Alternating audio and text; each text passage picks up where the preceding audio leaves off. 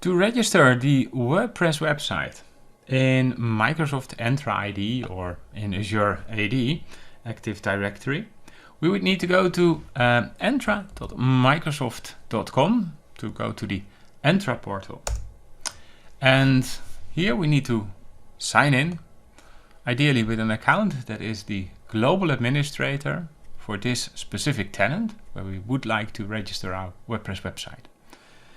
In Entra, we select the identity menu, and in case it's not yet expanded, we can just click once and it will expand. We scroll down to applications and we select app registrations. From the menu, we choose new registration. And first of all, we are asked to enter a name that helps us remember what the application that we are currently registering is for.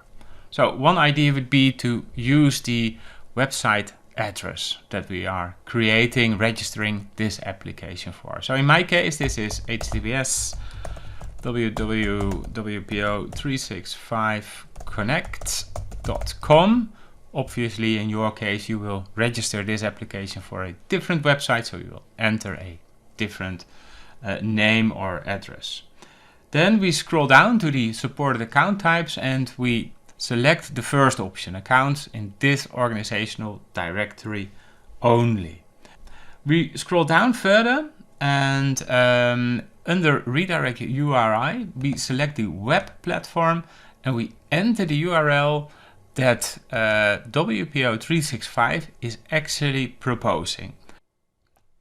To see the value for the redirect URI that WPO365 is proposing, I quickly switch to another browser tab, and here I'm already logged in to my WordPress backend, and here I can navigate to the WPO365 configuration pages. And here I have two options. If I'm configuring single sign-on, I can click on the single sign-on page and I can scroll down and I will see that here the field for redirect URI, I already have a value filled in for me. The WPO365 plugin is proposing to use your website's home address. So I copy that value.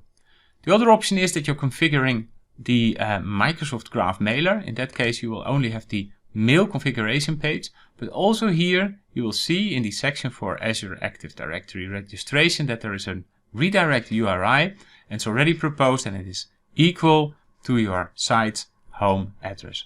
So I can copy that value, I can return to Entra portal, and in the field for redirect URI I can paste that value I copied from the WPO365 configuration pages.